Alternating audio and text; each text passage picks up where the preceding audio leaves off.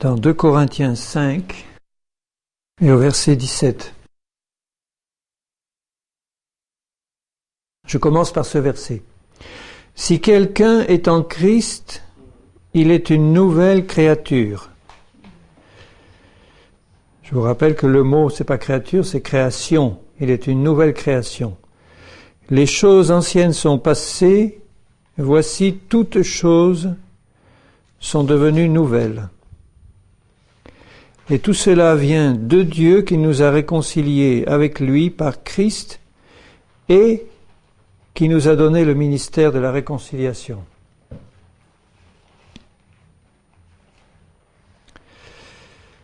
Alors pour moi, ce verset 17, c'est un verset de réveil. C'est un verset capable de provoquer un réveil dans la vie de chrétiens qui dorment. Si quelqu'un est en Christ, il est une nouvelle création, les choses anciennes sont passées, toutes choses sont devenues nouvelles. Et un peu plus haut, il explique pourquoi. Au verset 14, l'amour de Christ nous presse, parce que nous estimons que si un seul est mort pour tous, tous donc sont morts. Et qu'il est mort pour tous, afin que ceux qui vivent ne vivent plus pour eux-mêmes, mais pour celui qui est mort et ressuscité pour eux. Alors vous voyez, quand on parle de réveil, il ne s'agit pas nécessairement de choses spectaculaires, de choses qui frappent l'œil, de choses qui font courir les foules. Il se peut que dans des réveils, il y ait des choses spectaculaires, mais ce n'est pas du tout le centre d'un vrai réveil. On ne devrait même pas en parler. Des choses qui frappent le regard. Mais par contre, s'il y a un retour à la réalité suprême qui change nos vies et qui nous fait marcher dans l'esprit, puisque c'est ça en fait un réveil, c'est des chrétiens qui marchaient dans la chair et qui se mettent à marcher ou qui se remettent à marcher dans l'esprit, par l'esprit. Il ne peut pas y avoir de réveil si nous ne sortons pas de la chair. C'est vrai, vous êtes d'accord? Il peut y avoir du bruit, il peut y avoir des manifestations de joie, il peut y avoir des danses, il peut y avoir des cris, mais c'est pas ça le réveil. Le réveil, c'est un chrétien qui marchait dans la chair et qui se met à remarcher dans l'esprit. Pour une raison ou une autre, il était tombé de l'esprit dans la chair, et maintenant, parce que le Seigneur lui a montré le chemin du vrai réveil, il passe de la chair à l'esprit. Le chemin de la chair mène à la mort. On peut être un chrétien né de nouveau. Si un chrétien né de nouveau passe son temps à marcher dans la chair, il va mourir. Et je ne parle pas de la mort physique, puisque nous devons tous, à moins que Jésus revienne et nous prenne vivants, et même là, il faudra passer par une résurrection instantanée, c'est-à-dire que ce corps mortel devra passer par la résurrection et disparaître, être englouti dans l'immortalité. Mais normalement, si Christ ne revient pas, nous devons passer par la mort physique. Ce corps mortel est quand même soumis à la mort tant qu'il n'est pas ressuscité. Donc il ne parle pas, l'apôtre, quand il dit « si vous marchez selon la chair, vous mourrez », il ne parle pas de la mort physique, il parle de la mort spirituelle. Si nous suivons des chemins charnels, nous mourrons. Il n'y a qu'un seul chemin qui mène à la vie éternelle, c'est le chemin de l'esprit. Marcher par l'esprit. Une église qui marche dans la chair, c'est pas forcément une église où il y a les pires scandales. C'est une église légaliste ou c'est une église qui ne marche pas par l'esprit tout simplement, qui marche par autre chose que par l'esprit. La chair, c'est pas forcément des choses très grossières qui se voient et qui sont des abominations. La chair, c'est tout ce qui vient du moi qui n'est pas cloué à la croix. Donc un découragement charnel, c'est la chair. Un découragement charnel, c'est-à-dire quand la chair nous pousse au découragement, à la dépression, ben c'est un péché. Une crainte charnelle, c'est un péché. Une satisfaction de soi, c'est un péché. Une attitude légaliste, c'est un péché. La loi n'a jamais amené personne à la perfection. La loi, c'est les commandements de Dieu. Et pourtant, la loi, elle est bonne. Tous les commandements de Dieu sont bons. Amen. Ils sont tous bons. Mais marcher selon la loi mène à la mort. Je vous l'ai dit et je le redirai souvent, c'est que le Seigneur veut nous faire sortir de toutes ces choses anciennes pour nous faire marcher dans les choses nouvelles de l'Esprit Saint. Les choses anciennes viennent toutes de la chair, de notre nature humaine, du monde et des habitudes que nous y avions prises. Et elles viennent aussi, les choses anciennes, des habitudes religieuses, où certains parmi nous ont marché pendant des années. Donc, quand nous venons au Seigneur, si nous avons compris la révélation de la croix, nous passons immédiatement de la chair dans l'esprit. Vous savez, le message que Paul donnait dans l'Épître aux Romains, il parlait à des jeunes convertis, ce n'étaient pas des convertis qui avaient des siècles de christianisme derrière eux, ou des années, c'était la plupart des jeunes convertis, et il leur fait un exposé immédiat sur la marche par l'esprit, sur la crucifixion de la chair et sur leur position en Christ, qui montre que nous pouvons et nous devons rentrer dans cette attitude, qui est une attitude de réveil permanent, dès le début de notre vie chrétienne. Qu'est-ce que c'est qu'une conversion si nous restons dans la chair après ? On a pu avoir une révélation de Jésus qui est venu sur la croix pour laver nos péchés. Nous avons été touchés dans nos cœurs et nous avons donné nos vies au Seigneur. Nous avons expérimenté le pardon de Dieu. Et puis la nouvelle naissance, forcément, qui s'ensuit.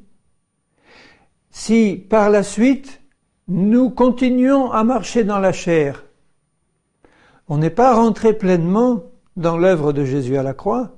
On n'a reçu qu'une partie, mais on n'y est pas rentré pleinement, parce que ce que veut le Seigneur, c'est nous faire enfin sortir d'une vie charnelle, qu'elle soit grossière ou qu'elle soit subtile, parce qu'il y a une façon très subtile de marcher par la chair, très religieuse, mais c'est quand même la chair, et ça mène quand même à la mort. Toute attitude religieuse, toute attitude légaliste, toute attitude d'obéissance à la lettre tue. La lettre tue, l'esprit vivifie. La lettre tue, ça veut dire vous pouvez prendre la parole de Dieu, les commandements de Dieu, et vous pouvez obéir à la lettre sans marcher par l'esprit. Vous continuerez à vivre une vie charnelle, à vous disputer avec votre femme ou votre mari ou vos frères et sœurs, tout en ayant toute la lettre des commandements et en nous efforçant d'y obéir, mais on ne peut pas s'efforcer d'obéir aux commandements du Seigneur. C'est charnel comme attitude, ça. Si vous dites à un chrétien qui marche pas droit, vous lui dites « mais tu devrais obéir, tu devrais quitter le péché, tu devrais marcher selon l'esprit », c'est tout à fait vrai. On ne peut pas dire que c'est pas vrai. Mais si ça reste là et que vous lui dites « tu dois marcher selon les commandements du Seigneur, sinon, enfin tout ça, bon. » C'est vrai. Alors le chrétien qui ne sait pas exactement ce que ça veut dire, il va être touché dans son cœur, il va dire « mais oui, tu as raison de me parler comme ça. Je dois marcher selon les commandements de Dieu. » Et puis il va s'efforcer d'obéir de tout son cœur à la lettre de la loi, de la parole de Dieu, mais il va rester dans la chair. On ne peut pas s'efforcer d'obéir à la lettre de la loi. C'est impossible. Ce qu'il faut, c'est être rempli de la vie de Jésus-Christ qui naturellement nous fait marcher dans la parole du Seigneur et dans la loi, mais par l'Esprit. Bien-aimé, il faut arriver vraiment à digérer ça dans notre esprit d'une manière profonde, d'une manière réelle, d'une manière qui nous fait sortir de tout légalisme religieux dans lequel on est si souvent empêtré. Il y a beaucoup de légalisme religieux au milieu de nous. De nous, je parle de l'Église en général, mais je parle de nous aussi. Parce que c'est du légalisme qui prend souvent des formes très subtiles. Du légalisme qui nous ferait tendre à obéir à la lettre de la loi, alors que la vie de Dieu n'y est pas. Et quand la vie de Dieu nous pousse à obéir naturellement, parce qu'on est poussé par l'Esprit, à toute la loi, y compris dans sa lettre, mais en étant dans l'Esprit, en étant conduit, poussé par le Saint-Esprit, là il y a une grande différence. Là c'est quelque chose qui donne la vie et qui mène à la vie, qui mène au réveil, qui nous fait vivre dans le réveil. Alors on peut provoquer un réveil par une prédication puissante de condamnation du péché qui va faire plier les hommes et les femmes devant Dieu dans une tristesse qui est vraiment selon l'esprit. Mais par la suite, récupérer ces âmes qui commençaient vraiment à se diriger dans le chemin de l'esprit, les récupérer dans une attitude légaliste, les mettre dans un moule religieux. Au lieu de leur indiquer le chemin de la croix et de faire de la prédication de la croix le centre d'un vrai réveil. Moi, je me rends compte de plus en plus, parce que je l'ai expérimenté pour moi, le premier, que tant qu'on n'a pas réalisé, compris vraiment ce que c'est que l'œuvre de Jésus à la croix, on ne peut pas marcher par l'Esprit. On peut être baptisé du Saint-Esprit, parler en langue, etc., mais on ne peut pas marcher par l'Esprit.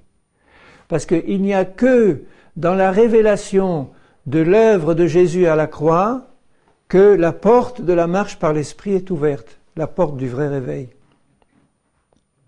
Ce qui fait que le centre de tout vrai réveil, c'est la prédication de la croix. Et quand j'écoute aujourd'hui les prédicateurs de réveil, je n'entends jamais, ou presque, enfin personnellement, vous l'avez peut-être entendu, mais parler de la prédication de la croix. J'entends parler de Jésus, j'entends parler de condamnation du péché, j'entends parler d'un retour à Dieu, d'un retour à la parole, etc. Tout ça c'est très bien, mais j'entends pas expliquer aux chrétiens qu'on va secouer comme ça par la parole du Seigneur. Je n'entends pas expliquer la révélation de la croix qui va leur permettre de marcher par l'Esprit.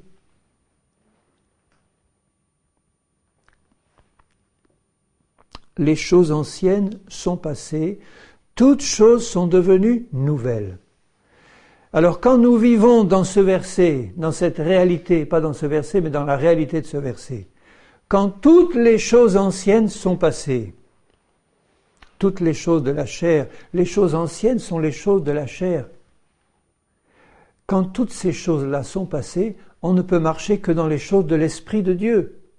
Plus d'attitude légaliste, plus d'attitude religieuse, plus d'hypocrisie religieuse, tout ça, ça disparaît. Ça doit disparaître.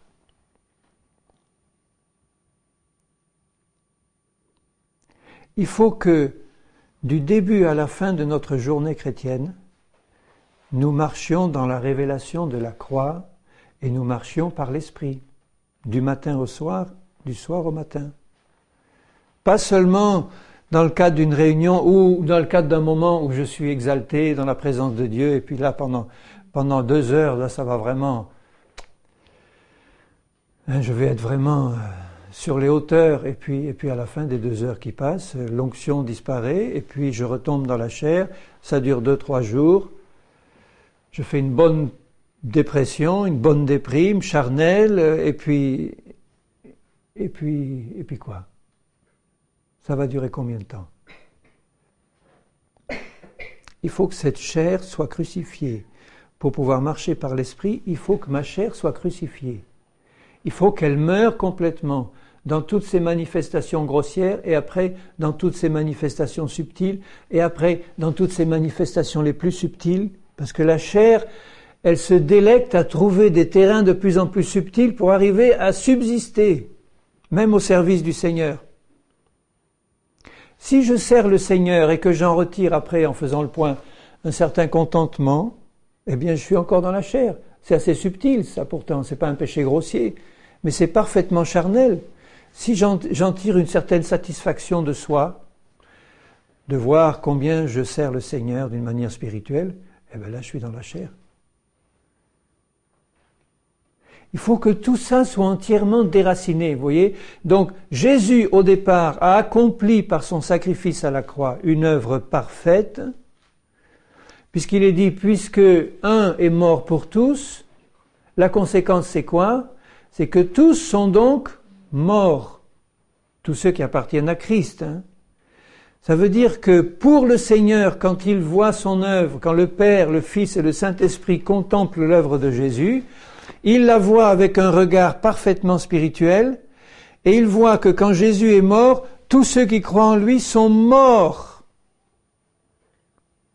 Ils sont morts, mais malheureusement c'est nous qui ne le voyons pas. Sinon nous ne continuerions pas à marcher dans la chair. Puisque le Père Dieu, le Fils Dieu et le Saint-Esprit Dieu nous disent, quand Christ est mort, tu es mort aussi.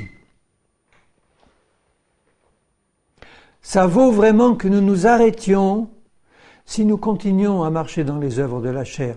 Ça veut dire que on n'a pas réellement compris. Ou alors on est un rebelle invétéré, mais c'est pareil, si on est un rebelle invétéré, on est dans la chair. On n'a pas compris. Vous êtes bien d'accord? Si je continue à marcher dans la chair ou dans des manifestations charnelles, c'est que j'ai pas compris ce que Jésus a fait pour moi. Sinon, si j'avais vraiment compris dans mon esprit, j'y marcherais.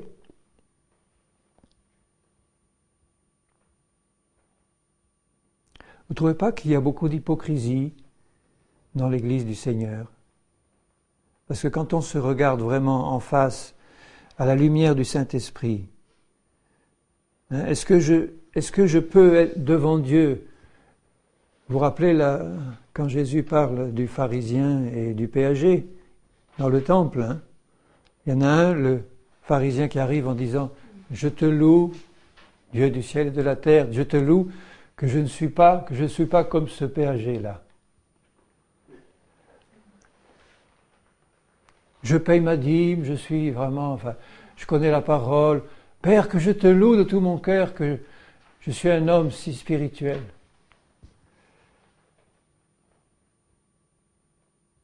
Je suis sûr qu'il était sincère. Je suis sûr que ce pharisien était parfaitement sincère. Il osait devant Dieu dire, je te loue vraiment Seigneur que je suis un homme si bien, si spirituel. Et alors que ce pauvre péager là qui se frappait la poitrine devant Dieu en disant Seigneur, aie pitié de moi qui suis un pécheur. Celui-là est parti justifié et l'autre, il est resté avec sa séduction. Lequel des deux était dans le réveil? Lequel des deux était réveillé? Pas le pharisien. Et pourtant, c'était lui qui dirigeait le peuple, c'était lui qui dirigeait la louange dans le temple, peut-être, c'était lui qui enseignait le peuple, c'était lui qui connaissait la parole, c'était lui qui siégeait au Sanhédrin, c'était lui qui était vraiment le chef religieux que tout le monde regardait, on s'inclinait devant lui dans les rues. Et devant Dieu, il n'avait aucune autorité. Il dormait profondément devant Dieu. Il dormait profondément, il était en plein dans la chair. Donc vous voyez, la révélation de l'œuvre de la croix passe par la révélation du côté et du caractère complètement perverti, pourri de ma nature personnelle, de ma vieille nature, de ma nature humaine, de ma nature charnelle, de ce que je suis dans ma vieille nature. Il faut vraiment que j'ai la révélation que cette nature-là est désespérément, complètement, définitivement pourrie dans tous ses aspects, y compris les plus spirituels. Parce qu'il y a une manière spirituelle de servir, spirituelle, entre guillemets, parce qu'elle est charnelle, une manière soi-disant spirituelle de servir le Seigneur qui est parfaitement charnelle. Si je suis les impulsions de ma nature à moi, même pour servir le Seigneur, si, comme Caïn, je veux faire plaisir au Seigneur à ma façon, une façon qui n'est pas agréable au Seigneur, parce que c'est pas ce qu'il demande. Caïn devait trouver qu'il était un homme très spirituel. Il lui a amené à Dieu tout le produit de son travail personnel, et puis ça devait regorger de beaux produits, des légumes, des fruits, etc. Il devait s'imaginer que vraiment il faisait un cadeau royal à Dieu. Il n'a pas compris pourquoi Dieu portait un regard favorable à l'offrande d'Abel, qui lui avait compris, quand il a offert un agneau, il a compris ce que c'est que l'œuvre de la croix, avant de savoir ce que c'était que la croix. Il a compris qu'il fallait à Dieu quelque chose de saint, de pur, pour expier à la place de ce qui était pourri. Et la croix, c'est ça, c'est que un être saint et pur est venu souffrir dans la chair, une chair semblable au péché, mais sans jamais pécher. Il fallait que le péché soit condamné dans la chair, puisque le péché habite dans notre chair. Il habite dans notre corps, il dit Paul, carrément dans nos membres. Donc il est venu dans une chair semblable à celle du péché, à la nôtre. Mais il n'était pas né dans la chair, né dans le péché, né d'en haut, né du Saint-Esprit, mais dans une chair semblable à la nôtre pour pouvoir expier, payer, et par sa mort, prendre dans sa mort tous ceux qui vivaient dans la chair, dans leur nature charnelle, qui est capable de tant d'exploits d'un côté et de tant de choses épouvantables de l'autre, mais même ces exploits ont une mauvaise odeur pour Dieu, parce qu'ils ne viennent pas de l'esprit. Les exploits charnels des hommes qui servent Dieu dans la chair n'ont aucun intérêt pour Dieu.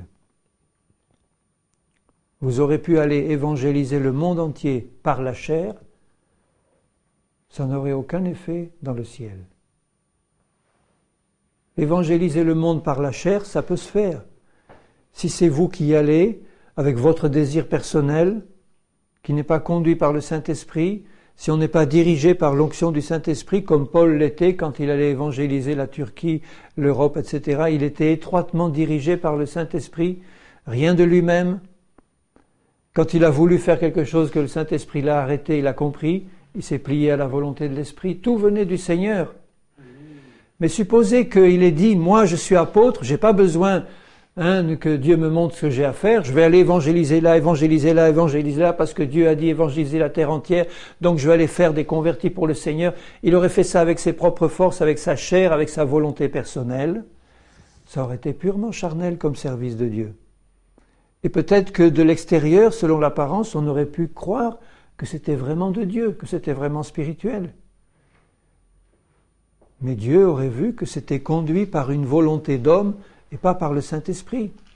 C'était pas spirituel, c'était pas dans l'Esprit, alors que Paul était étroitement conduit par l'Esprit Saint parce qu'il avait compris la révélation de la croix. Il passe son temps dans ses épîtres à en parler, il passe son temps à rappeler aux chrétiens l'importance qu'il y a à avoir dès le départ cette révélation comme il le fait aux Romains, et à rappeler aux chrétiens qui s'en écartent l'importance qu'il y a à y revenir, comme il le fait aux Colossiens qui avaient tendance à se laisser séduire par les traditions, les philosophies des hommes, ou qu'il le fait aux Galates qui avaient tendance à revenir aux œuvres de la loi. Il leur dit, mais insensés, sortez de là, sortez de ces séductions humaines et sortez de ces œuvres de la loi dans lesquelles vous retombez après avoir commencé par l'esprit. Vous marchiez dans le réveil, vous êtes en train de vous endormir en retombant dans la chair.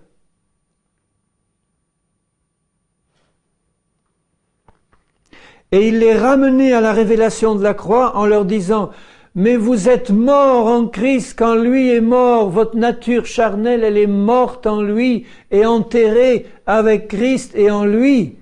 Et quand il est ressuscité, vous êtes nés à une vie nouvelle qui vient d'en haut. Toutes choses anciennes sont passées, toutes choses sont devenues nouvelles. Mais comment est-ce que je peux marcher dans cette vie nouvelle ? Être conduit par l'Esprit, marcher jour et nuit par le Saint-Esprit, tout en sachant que je peux m'en écarter comme les Galates ou les Colossiens si je ne suis pas prudent, si je ne reste pas constamment dans la révélation de la croix. C'est pour ça que j'en arrive à la conclusion que l'Église dans son ensemble n'a pas reçu la révélation de la croix. ou pas complète, ou partielle. Elle n'a pas reçu la révélation de sa mort en Christ. Si l'Église avait reçu la révélation de sa mort en Christ, elle marcherait dans la vie de Christ. Elle ne marcherait plus dans les œuvres de la vieille nature, dans les œuvres de la chair. Alors je sais qu'il y a un développement peut-être de la révélation qui peut se faire parce qu'on n'a pas tout reçu d'un coup, mais je sais aussi que la révélation peut être reçue d'un coup dès le début de la vie chrétienne, parce que c'est la prédication des apôtres, c'est la prédication de Jésus. Quand Paul a reçu de Christ lui-même la révélation de l'Évangile, aucun apôtre n'est venu lui expliquer l'Évangile, c'est Jésus qui lui a révélé personnellement par un entretien personnel. Et quand des années après il est allé comparer son Évangile aux autres, il a vu qu'il n'y avait rien de différent, aucune différence. Parce que ce que Jésus lui a révélé, c'était la révélation de la croix.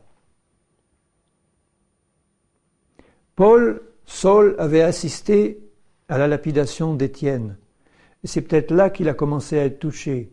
Quand il a vu cet homme qui était injustement traité, qui était lapidé, qui était mis à mort devant tous, et qui non seulement ne protestait pas, mais au dernier moment continuait à prier pour ses ennemis en disant ne leur impute pas ce péché, c'est-à-dire la prière même de Jésus, il a commencé à comprendre à ce moment-là ce que c'était que la marche par l'Esprit dans la révélation de la croix. Que cet homme-là, Étienne, n'avait plus aucun souci de sa nature personnelle, il ne pensait qu'à Dieu et à son œuvre, et il priait pour ceux qui le persécutaient. C'était un fils de Dieu, un vrai, qui avait reçu la révélation de la croix. Il est mort martyr, comme son maître, pas pour les péchés du monde, lui, mais il est mort comme martyr, en priant la prière de Jésus. Et là, Saul, qui avait approuvé ce meurtre, je suis sûr que c'est là qu'il a commencé à être touché.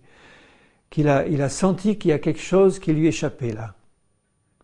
Que si ces chrétiens qu'il voulait persécuter, qu'il voulait forcer à abandonner leur religion, étaient capables d'une telle réaction, qui dépassait tout ce qu'il pouvait comprendre lui en tant que docteur de la loi, là il a dû commencer à se dire, mais il y a une vie qui est dans ces hommes et ces femmes que je n'ai pas. Quand Jésus lui est apparu sur le chemin de Damas, en lui disant, je suis Jésus que tu persécutes. Seigneur, que veux-tu que je fasse? Tout de suite, le cri de son cœur, il a été retourné instantanément et il est rentré instantanément dans la révélation de la croix et dans la vie de la croix, dans la vie qui sort de la mort de la croix. Alors la prière de mon cœur et le désir de mon cœur, c'est que l'Église du Dieu vivant reçoive cette révélation de la croix et de l'œuvre parfaite de Jésus à la croix. On revient au centre crucial de l'Évangile. Ça ne sert à rien de prêcher l'amour si on n'est pas passé par la croix. Ça ne sert à rien de dire aux chrétiens, vous devez vous aimer les uns les autres, vous devez faire ci, vous ne devez pas faire ça, il faut se comprendre, etc. Oui, d'accord. Mais comment?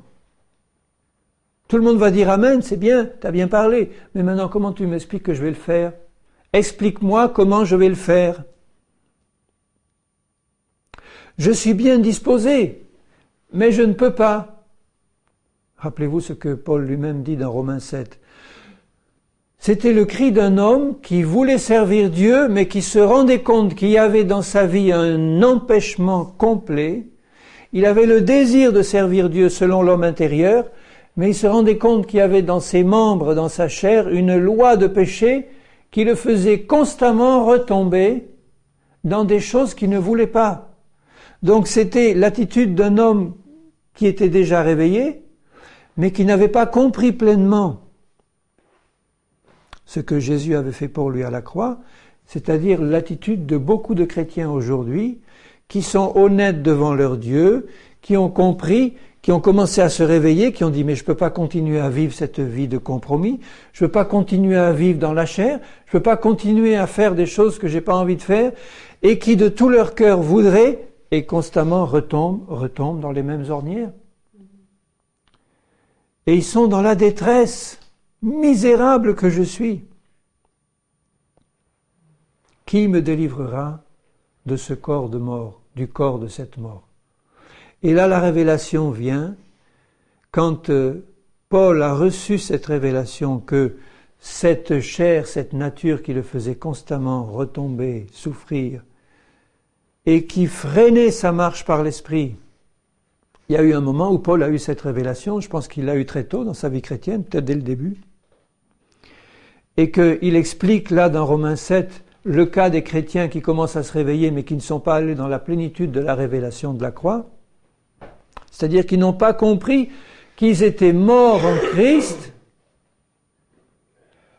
et que tout ce qu'il y a de charnel en eux était déjà passé par la mort en Christ et qu'ils comptaient sur le Saint-Esprit dorénavant, à partir du moment où ils l'ont compris, qu'ils comptaient sur le Saint-Esprit pour tout faire en eux, faire la lumière sur les côtés charnels subtils qui continueraient à se manifester encore pour les amener à nouveau à la croix et réaliser que même cela, le Seigneur les a pris sur lui dans sa mort. Ça vaut une bonne méditation spirituelle, je vous assure, hein, de nous prendre devant le Seigneur, seul avec lui, en disant « Seigneur, j'en ai assez ». Non pas de vivre une vie charnelle dans le monde et dans les boîtes de nuit, etc. Je ne parle pas du cas de ces chrétiens-là, mais j'en ai assez, Seigneur, de voir toutes ces manifestations de la chair continuer à se produire dans ma vie du matin au soir. Malgré mes bonnes dispositions, malgré mon désir, malgré ma volonté, malgré mes décisions, mes engagements, je retombe toujours dans la même ornière. Que ce soit la colère, que ce soit l'animosité, que ce soit la crainte, que ce soit les soucis, que ce soit toutes ces choses qui viennent de la chair et qui constamment arrivent là et arrivent à dominer sur nous pour se manifester dans notre vie. Vous n'en avez pas assez. Et là où l'hypocrisie risque de venir, c'est que on risque à nos propres yeux, de considérer que tout va bien, ou de montrer qu'aux yeux des autres tout va bien, comme si on avait reçu vraiment la révélation et qu'on marchait vraiment par l'esprit, alors qu'on sait très bien qu'on continue à pratiquer ces choses charnelles et qu'elles reviennent constamment malgré nos résolutions. Il faut en sortir par le haut. Il faut en sortir.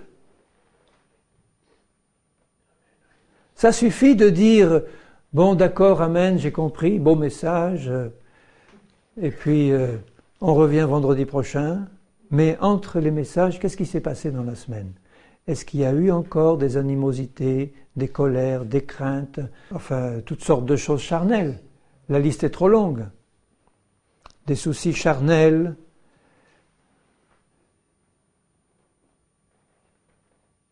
des susceptibilités charnelles, des jugements charnels, des accusations charnelles, des pensées qui viennent de la chair. Craintes, doutes, qui nous envahissent et qui nous contrôlent. On réalise et on dit « Seigneur, ça va pas, je te demande pardon, que ton sang me lave, le sang de Jésus nous lave. » Et puis on recommence. Non, bien-aimé, il y a une solution. Jésus a pourvu à tout. Et la solution, c'est dans la révélation de notre position en Christ, mais une révélation réelle, qui n'est pas une révélation intellectuelle parce qu'on l'a entendu prêcher. On a dit Amen, on l'a cru intellectuellement et on le répète par la bouche. Oui, ce n'est plus moi qui vis, c'est Christ qui vit en moi. Ça, c'est facile de le dire, mais Est-ce que c'est une réalité? Et je vis toutefois, mais non pas moi, mais Christ qui vit en moi. Une vraie marche par l'esprit, où c'est l'esprit qui dirige complètement ma vie. Est-ce que ce sont des choses que nous disons? Est-ce que ce sont des choses que nous vivons? Si on les vit, on n'a plus besoin de les dire.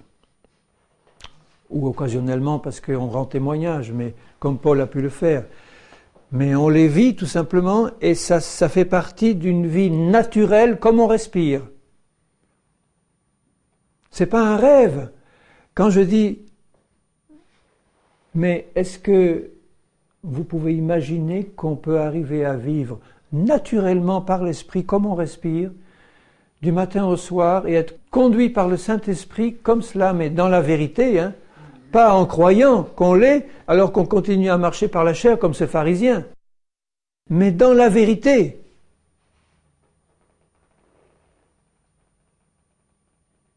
Ça passe par une révélation du caractère complètement perverti de notre nature humaine, d'accord, ça on peut l'avoir, mais ça passe par la révélation que Christ est mort pour moi, parce que moi, dans ma vieille nature, je suis mort en lui, et tout ce qui est de ma vieille nature, des choses anciennes, sont englouties dans sa mort, aspirées dans sa mort, enfouies dans le tombeau avec lui, et que le Saint-Esprit a confirmé ces choses dans mon cœur, je peux dire, je le sais.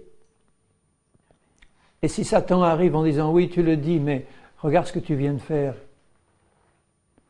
tu peux te tourner vers lui et lui dire, Satan, je le sais, je sais que je suis mort en Christ, si j'ai chuté, je l'ai reconnu et je l'ai confessé, et le sang de Jésus, parce que je suis honnête, m'a effacé ce péché, et je me suis repositionné sur le terrain de la mort et sur le terrain de la résurrection. Je suis honnête avec moi-même. Être honnête avec soi-même, ça veut dire avoir les yeux ouverts sur les choses mauvaises qu'on peut encore faire, sans être aveuglé comme le pharisien, être honnête, reconnaître que j'ai chuté dans la chair, je suis encore en train de marcher, je viens encore de faire quelque chose qui est charnel. Je me précipite aux pieds du Seigneur et je dis, Seigneur, j'ai besoin de ton sang. Sans le sang de Jésus, aucun péché ne peut être effacé. J'ai besoin de ton sang pour effacer ce péché que je viens de commettre. Et Seigneur, parce que j'ai reçu cette révélation, mais je vois que j'ai chuté, je me replace sur le terrain de cette révélation et je te demande de faire un travail plus profond en moi pour que je puisse vraiment ne jamais l'oublier de ma vie consciente. Combien de fois l'apôtre Paul dit aux uns et aux autres, ne savez-vous pas que,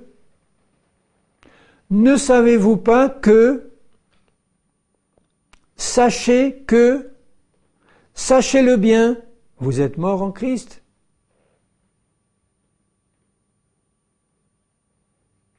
Est-ce que c'était des hommes d'une stature spirituelle tellement immense qu'ils ont pu recevoir cette révélation et pas nous? C'était des hommes comme vous et comme moi, qui en avaient assez de la marche par la chair et qui voulaient avoir du Seigneur cette révélation qu'ils ont reçue par la foi. Et la recevoir par la foi, c'est la recevoir avant de voir quoi que ce soit.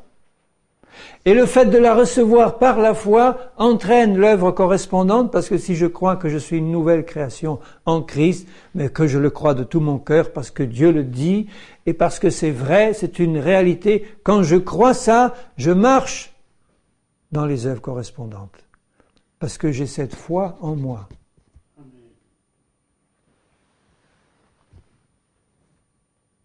Donc il y a quelque chose qui ne va pas dans la foi de beaucoup de chrétiens, puisqu'elle ne produit pas d'œuvre. Je lis dans Romains.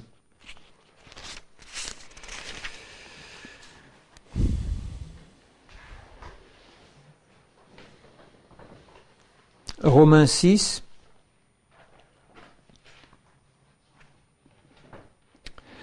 Au verset 3.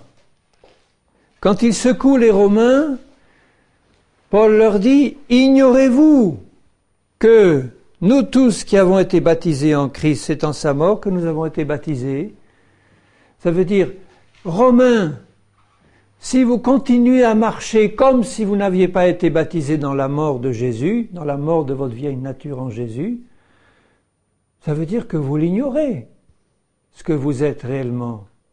Ignorez-vous. Nous avons été ensevelis par le baptême dans sa mort, afin que, comme Christ est ressuscité des morts par la gloire du Père, de même nous aussi, nous marchions en nouveauté de vie. C'est ça la marche dans le réveil véritable. Pas spectaculaire, avec des grands mouvements de foule, mais la marche d'un chrétien fidèle qui, là, dans son petit coin, marche par l'Esprit du matin au soir et du soir au matin. Là, ça fait du bruit spirituel dans les lieux célestes, ça. Ça fait peut-être pas de bruit au niveau du monde où il est, mais ça fait du bruit dans les lieux célestes et c'est regardé par Dieu et par Satan aussi. Tout le travail de Satan consiste à voiler l'intelligence des chrétiens sur la croix et sur ce que Jésus a fait à la croix. Il passe son temps à ça. Il laissera les prédicateurs prêcher sur tout, sauf sur le message de la croix et ce qu'il signifie. Il les laissera parler sur l'amour, sur la nécessité de lutter contre le péché, de convertir le monde. Ça oui, allez-y, faites des disciples, mais comme vous-même.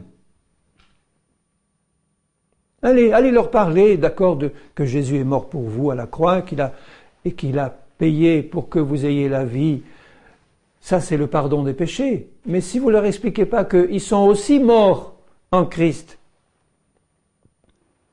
pas seulement que Christ est mort pour eux en payant pour leurs péchés, et puis après ils vont être condamnés encore à marcher dans la chair tous les jours de leur vie en étant les hommes et les femmes les plus frustrés du monde parce qu'ils n'ont pas compris quelle est la clé de la marche en nouveauté de vie, c'est de réaliser que notre vieille nature est morte quand Christ est mort sur la croix. C'est encore plus profond et plus complet que le pardon de nos péchés en Christ. Parce que si nous sommes condamnés à avoir nos péchés constamment pardonnés, mais qu'alors on continue à pécher en permanence, c'est pas suffisant. Donc le message de la croix est voilé de toute manière par Satan. Aujourd'hui, il y a un évangile carrément sans croix, sans croix du tout. Mais même si le premier message de la croix arrive à passer, que Christ est mort pour vos péchés et qu'en l'acceptant comme Seigneur et Sauveur, vos péchés sont pardonnés, c'est la porte à la nouvelle naissance qui est ouverte, mais c'est pas la porte à la marche dans la sanctification. La porte de la marche dans la sanctification, c'est-à-dire la marche dans le réveil permanent, c'est la révélation de notre mort en Christ. Quand lui est mort, ta nature, ma nature charnelle, elle est morte et enterrée en lui. Toutes choses anciennes sont passées. Et c'est une révélation que j'ai reçue profondément dans mon cœur et elle produit du fruit. Et il dit au verset 6, « Sachant que notre vieil homme a été crucifié avec lui. » Sachant que, c'est là le problème, mes amis. Nous ne le savons pas. Nous croyons le savoir. Nous disons que nous le savons. Mais nous ne le savons pas dans le fond de notre esprit, sinon nous marcherions dans cette révélation. Comment le savoir? En ouvrant notre cœur honnêtement devant Dieu et en disant « Seigneur, donne-moi cette révélation. C'est écrit. Je le crois de tout mon cœur. Amen. Je le confesse. D'accord, Seigneur. Amen. Je médite sur ta parole. Sachant que je veux le savoir, Seigneur, dans mon esprit.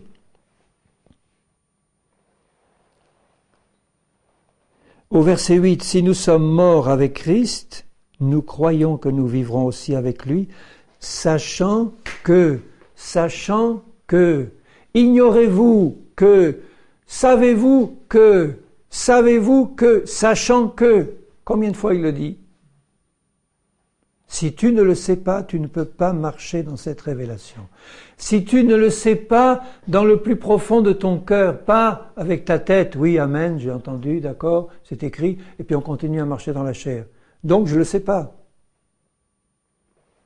Mais je le sais parce que je me suis placé devant le Fils de Dieu et devant sa parole, que j'ai ouvert mon cœur, que j'ai accepté sa parole et que je confesse avec lui, Seigneur, je suis mort avec toi. Tu me le dis, d'accord, je le crois. Plante cette révélation dans le fond de mon cœur. C'est la même chose pour la guérison de mes maladies, sachant que il s'est chargé de mes maladies, de mes infirmités. Quand Christ guérissait des foules entières, il ne leur expliquait pas forcément en long, en large et en détail l'évangile, il les guérissait immédiatement là. Mais lui était rempli de la vie de résurrection, de la vie qui découle de la croix, et il la transmettait aux autres. Ça leur faisait du bien, mais ensuite, les gens qui ont été guéris, une fois Jésus mort, parti au ciel, etc., qu'est-ce qu'ils avaient en face d'eux? Une église qui marchait dans la révélation de la croix et qui leur apportait la même guérison. Et puis si, ayant reçu la guérison de Jésus ou d'un tel ou d'un apôtre, ces gens qui avaient été touchés désiraient garder avec eux cette guérison sans être obligés constamment d'aller vers Paul, Pierre ou Jacques pour la recevoir quand ils étaient malades, qu'est-ce qu'ils avaient besoin? Ils avaient besoin de recevoir la révélation de la croix, que Jésus s'était chargé de leurs maladies et de leurs infirmités, et que le sachant, ils marchaient dans cette révélation. Et c'est pas le sachant intellectuellement, c'était le sachant comme une révélation du Père par le Saint-Esprit dans le fond de nos cœurs, où je peux dire je sais que je suis mort, je le sais, amen, je sais que je suis mort avec Christ, ma vieille nature, elle est clouée, toute enterrée en Christ, amen, et c'est un cri de joie qui sort de la bouche et du cœur de Paul dans Romains 8 quand il dit il n'y a maintenant aucune condamnation pour ceux qui marchent pas dans la chair mais qui marchent par l'esprit. Sinon nous sommes encore sous la condamnation. Tous ceux qui marchent dans la chair sont encore sous un esprit de crainte, de servitude, de condamnation. C'est la lettre de la loi, c'est pas la vie, la loi de l'esprit de vie. Grâce soit rendue à Dieu par Jésus-Christ.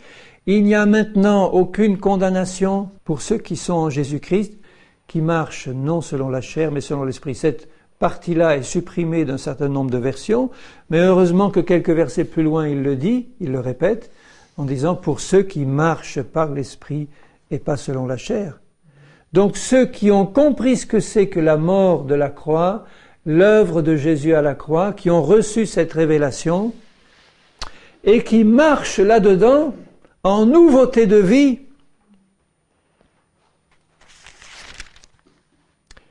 qui ont compris que la loi de l'esprit de vie en Christ les a libérés de la loi de la chair, du péché et de la mort, les a libérés de la loi même de Dieu. Il y a beaucoup de chrétiens qui ne sont pas morts par rapport à la loi. J'en connais beaucoup de chrétiens qui ne sont pas morts par rapport à la loi. Ils sont légalistes. Ils ont la lettre de la loi qu'ils proclament par leur bouche, qu'ils n'arrêtent pas de répéter autour d'eux, qu'ils croient respecter, mais ils ne le font pas dans la réalité de leur vie, parce qu'on ne peut pas respecter la loi si on marche par la chair, c'est impossible. Ils n'ont pas été libérés de la loi pour marcher dans la loi par l'esprit. C'est difficile à comprendre. Marcher dans la loi par l'esprit, ça veut dire être libéré de l'esclavage de la nature de péché pour être rempli du Saint-Esprit qui me conduit dans toute la volonté de Dieu, donc dans la parole de Dieu, par le flot de la loi de l'esprit de vie qui coule en moi et qui me fait vivre selon la parole, mais pas parce que moi j'ai décidé d'obéir à la loi et à la lettre de la parole. Ça, c'est une attitude charnelle. Tous les Juifs qui avaient reçu la loi de Dieu, la loi leur avait été donnée pour leur montrer et les convaincre qu'ils étaient dans l'impossibilité d'obéir à cette loi.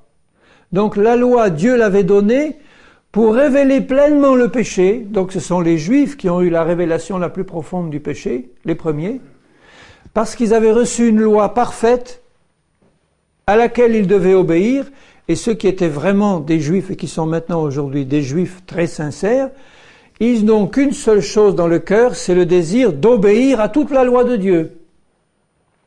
Mais ils ne peuvent pas parce que leur nature charnelle n'a pas été crucifiée. Ils n'ont pas la révélation de Jésus le Messie.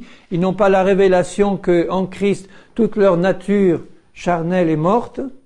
Et que ce qu'ils ne pouvaient pas faire en s'efforçant d'obéir à la loi, ils peuvent le faire maintenant naturellement par la loi de l'esprit de vie qui coule en eux et en tous ceux qui, païens d'entre les païens, ont accepté Jésus et ont reçu la révélation de la croix, de leur mort et de leur résurrection en Christ et avec lui. Ça, c'est vraiment le centre du message de l'Évangile, le centre du message de réveil. C'est le centre du réveil des chrétiens. Un réveil qui permet à chacun de marcher par l'esprit, où la chair, par la révélation de Dieu, est vraiment morte, parce que c'est fait, Jésus l'a fait, j'entre dans le tout accompli de Jésus, j'entre dans ce que Jésus a fait par la foi en ce que Dieu dit. Et c'est pour ça qu'il dit dans Romains 6, j'y reviens, « Ainsi vous-même » au verset 11, « Mais regardez-vous vous-même comme mort au péché et comme vivant pour Dieu en Christ, vivant de la loi de l'esprit de vie, où je ne vais plus mettre de fardeau religieux sur les autres, en leur disant tu devrais faire ci, tu devrais pas faire ça, Dieu dit que, il faut que tu fasses ci, il faut que tu fasses pas ça. Ça, c'est la lettre de la loi qui tue.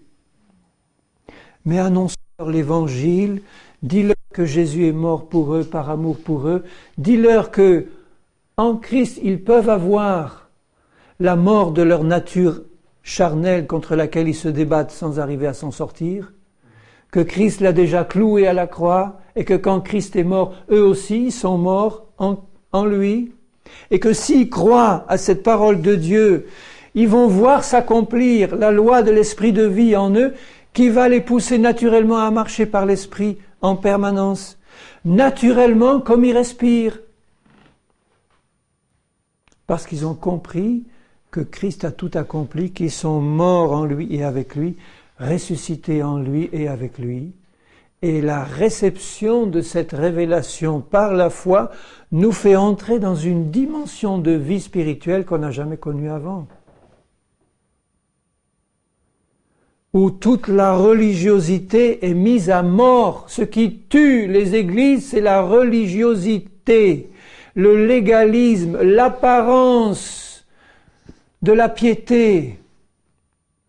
Mais ce qui en fait la force, c'est-à-dire la présence du Saint-Esprit qui ne peut être là que parce que la croix est au milieu. La croix nous conduit au Saint-Esprit, le Saint-Esprit nous conduit toujours à la croix.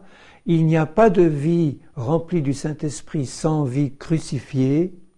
C'est impossible. Comment est-ce qu'on peut être une vie remplie du Saint-Esprit si la vie n'est pas crucifiée à côté? C'est une contradiction complète. La vie de réveil, la vie remplie de l'Esprit, doit obligatoirement passer par la révélation de la vie crucifiée en Christ. Une vraie révélation. Que le péché ne règne donc point dans vos corps mortels, etc. Ne livrez pas vos membres au péché. Donc à chaque instant de la journée, quand Jésus nous dit « Tu ne peux pas être mon disciple si tu ne te charges pas de ta croix chaque jour ».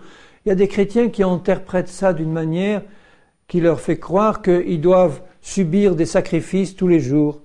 Tous les jours, il faut un sacrifice. Tous les jours, il faut accepter des sacrifices. C'est pas ça la marche par la croix.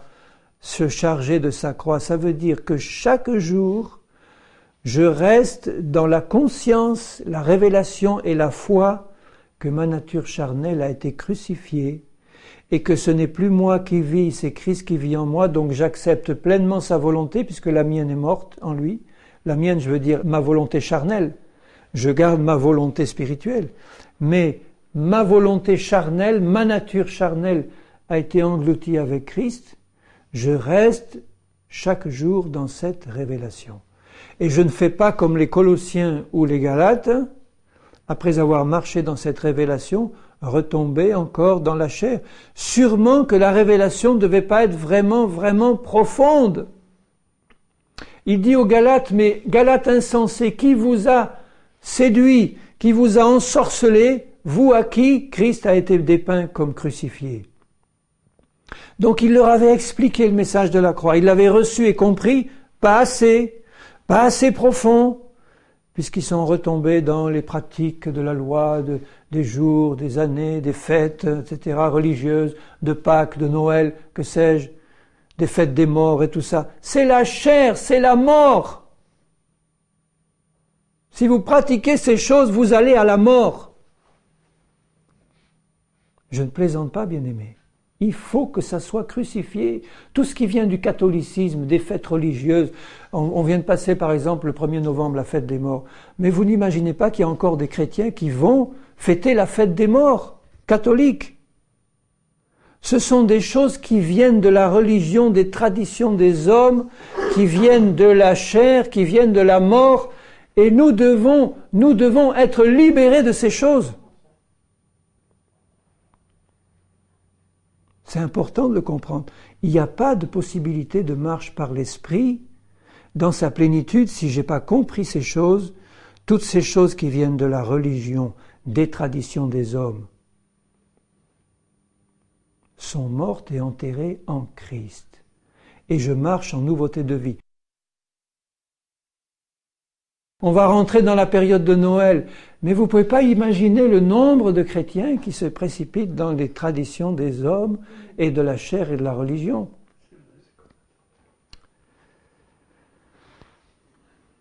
Alors je ne veux pas juger ceux qui le font du tout. On peut aussi utiliser, comme Paul le faisait quand il allait respecter les fêtes des Juifs, uniquement pour essayer de gagner. Bon, encore, si on est rempli de l'Esprit, le Saint-Esprit peut nous permettre d'utiliser certaines de ces choses pour essayer de gagner des autres et leur montrer qu'il faut en sortir.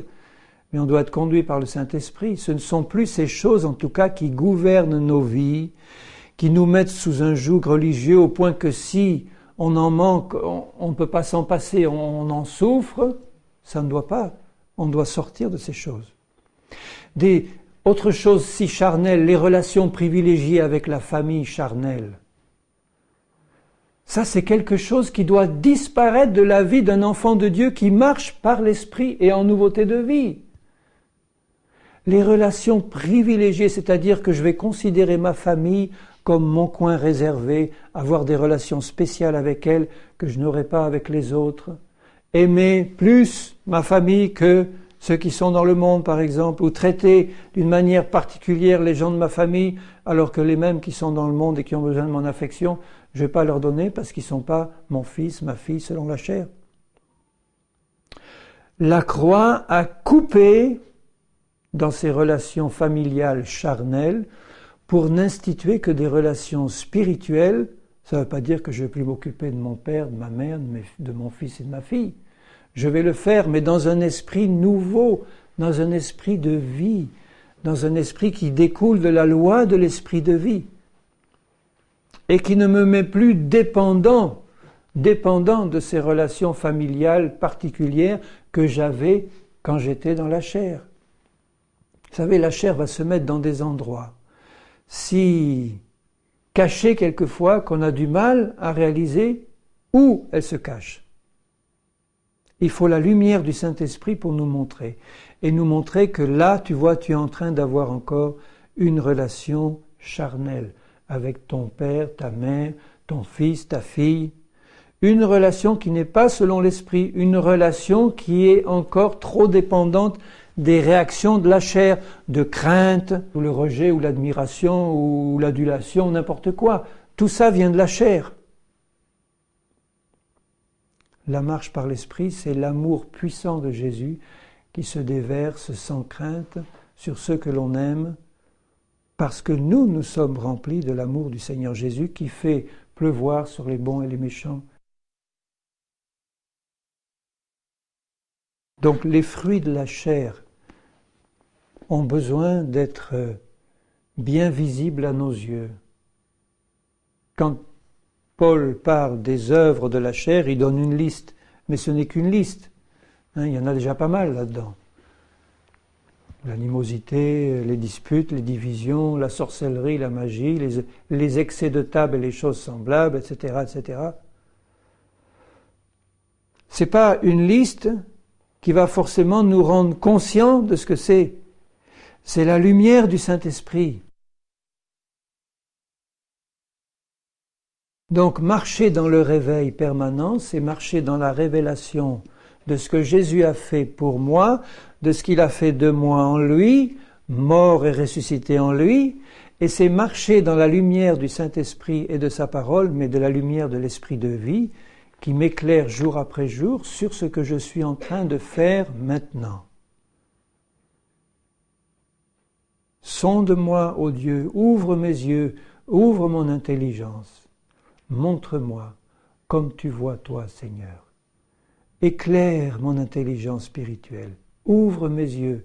Que celui qui a des oreilles pour entendre, entende. Que celui qui a des yeux pour voir, voit. Il y en a qui ont des yeux pour voir et qui ne voient pas. Des oreilles pour entendre et qui n'entendent pas. J'ai besoin de dire à mon Seigneur, Seigneur, ouvre-moi les yeux sur ce que je suis en train de faire encore. Sur tout ce qu'il y a de charnel dans ma vie. Encore, Seigneur, je sais que je suis mort et ressuscité en toi, mais j'ai besoin maintenant que cette révélation passe dans tous les aspects de ma vie, et j'ai besoin que tu éclaires mes yeux, que tu éclaires mon regard.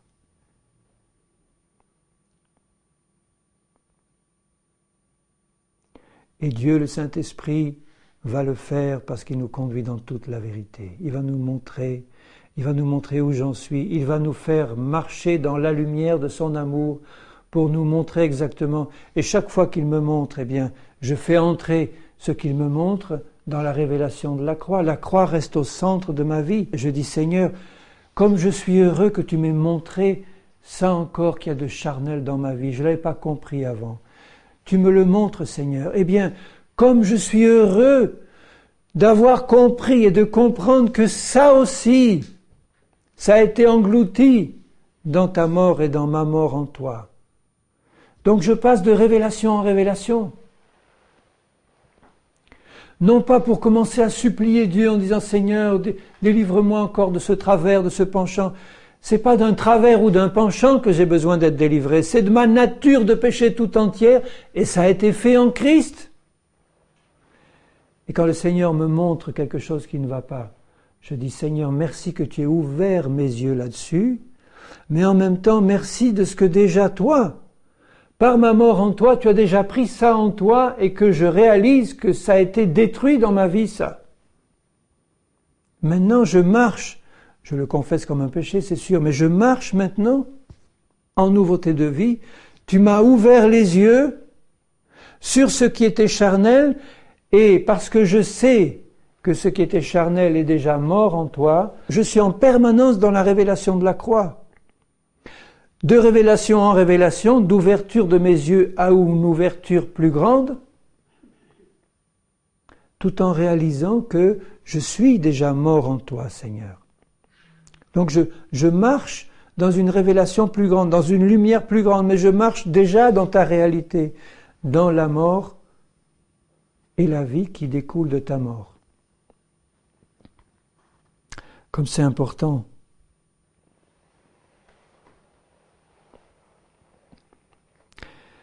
Parce que je sais que je suis affranchi du péché. Je ne suis plus esclave du péché, plus esclave de ma vie, de ma vie passée, de ma nature passée.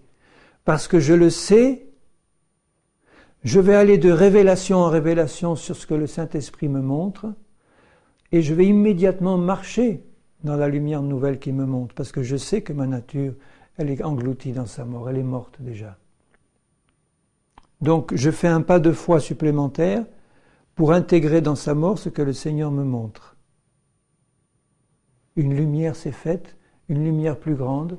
Maintenant, Seigneur, j'attends que tu me montres encore quelque chose de plus subtil, de plus charnel et de plus subtil qui est encore caché à mes yeux. Je sais que c'est déjà mort en toi, mais moi j'ai besoin de marcher dans la vérité. Tu vas me montrer maintenant quelque chose de plus subtil qui est encore charnel dans ma vie. Et l'ayant compris, je sais déjà que c'est mort en toi, mais j'ai compris ça maintenant. J'entre de révélation en révélation, de lumière plus grande en lumière plus grande, tout en marchant dans la foi, dans la mort et la résurrection de Jésus. Et le Saint-Esprit peut me permettre alors de marcher dans une liberté toujours plus grande. Dans la glorieuse liberté des enfants de Dieu. Et je termine quand il dit dans Romains 8, au verset 18, les quelques versets là. Dans Romains 8, 18, « J'estime que les souffrances du temps présent ne sauraient être comparées à la gloire à venir, qui sera révélée pour nous. » Donc, comme Christ a tout accompli, il a déjà englouti toute notre nature charnelle dans sa mort, et il nous a déjà donné une nature spirituelle qui est en train de se manifester et dont toute la gloire n'est pas encore visible. Elle est en train de se manifester, et à mesure que mes yeux s'ouvrent sur ce qui est charnel et aussi sur ce que Christ a fait en me donnant cette nature nouvelle, à ce moment-là, je vais de révélation en révélation qui me montre que ce qui se prépare, qui n'est pas encore manifesté, est infiniment plus glorieux que ce que j'ai quitté, évidemment. Et il dit, la création attend avec un ardent désir la révélation des fils de Dieu. Pourquoi il emploie le mot révélation? Révélation, ça veut dire la manifestation. Ici, dans ce sens-là, mais il y a aussi le sens de révélation, ça veut dire que la création tout entière attend que les fils de Dieu aient cette révélation, parce que c'est cette révélation qui va manifester ce qu'ils sont en Christ. Sans cette révélation, pas de révélation, pas de manifestation. Et la création tout entière est là autour de nous, puisque nous sommes le sommet de la création de Dieu, fait à l'image de Dieu. Maintenant, né de nouveau en Christ, la création tout entière attend avec un ardent désir que j'ai compris et que je le manifeste. Vous vous rendez compte à quel point c'est important? Où ça va, que je ne dois pas négliger de recevoir cette révélation et d'y marcher. Toute la création autour de moi, le monde, le soleil, les étoiles, les animaux, les plantes, tout, les pierres, toute la création tout entière, attend avec un ardent désir que les fils de Dieu aient compris et manifeste la nouvelle vie que Jésus leur a donnée. Est-ce que moi je l'attends avec le même ardent désir? Car la création a été soumise à la vanité, non de son gré, mais à cause de celui qui l'y a soumise. C'est Dieu qui a maudit la création tout entière à cause du péché de l'homme. Et c'est la réalisation de la marche par l'Esprit qui va donner la liberté à la création tout entière.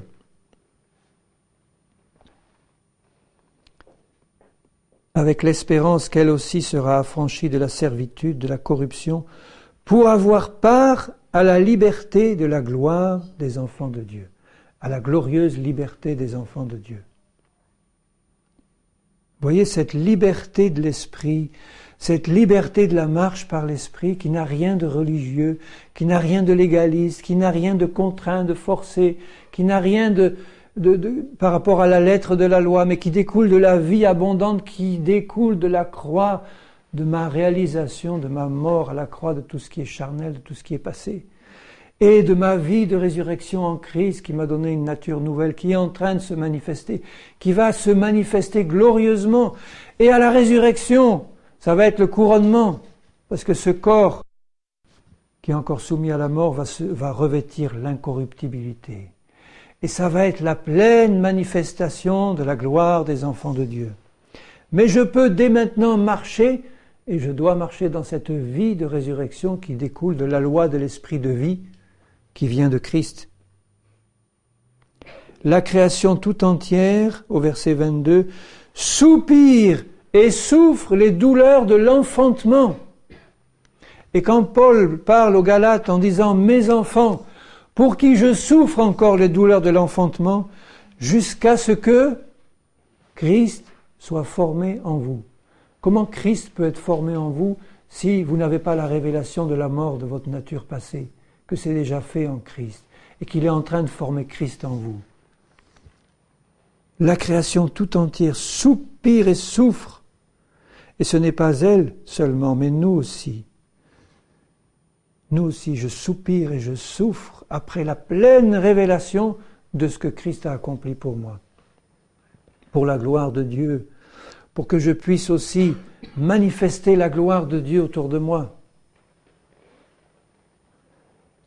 Bien-aimé, à quoi sert-il d'aller en Argentine, à Toronto, à Pensacola et tout, voir une manifestation de Dieu, si notre vie n'est pas changée par la révélation de la croix de Christ, pour que là où je suis, cette vie de résurrection se manifeste pleinement là où je suis? Quelle séduction!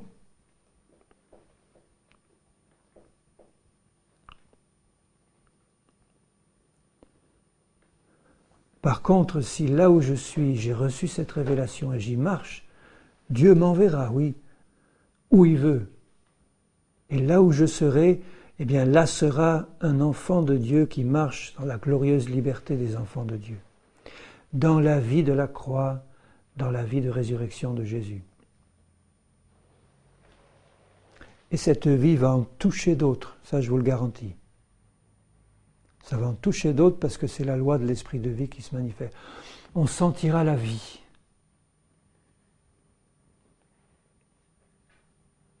Et nous attirerons à Jésus tous ceux qui soupirent après cette vie parce qu'ils la verront manifestée en nous. Alléluia. Alors voyez ce qu'il dit, nous espérons ce que nous ne voyons pas, nous l'attendons avec persévérance. Et ça, c'est pas l'espérance vague de quelqu'un qui dirait, bon, j'espère bien que ça va se faire comme ça pour moi. C'est l'espérance de la parole, c'est-à-dire une espérance associée à la foi, qui est la ferme assurance des choses qu'on espère, en sachant que ce que Dieu a promis, il l'accomplira, et ce que Christ a fait, à combien plus forte raison ne l'accomplira-t-il pas en nous, qui croyons? Alléluia. Merci Jésus. Seigneur, moi je te bénis pour ce que Jésus a fait. Seigneur, tout est centré autour de l'œuvre de Jésus, de sa mort horrible, de ses souffrances, mais aussi de sa résurrection, et de ce que tu as fait de moi en toi, Seigneur, une créature nouvelle, une création nouvelle où toutes ces choses anciennes sont passées. Seigneur, fais-nous la grâce d'une pleine révélation. Non seulement la révélation de ta parole, mais la manifestation de ce que tu as dit, de ce que tu as accompli. Que nous puissions glorifier ton nom, Seigneur, par l'accomplissement de ta parole et que ton nom soit glorifié, que ta gloire se manifeste. Que nous puissions attendre avec un ardent désir la manifestation de la gloire des fils et des filles de Dieu,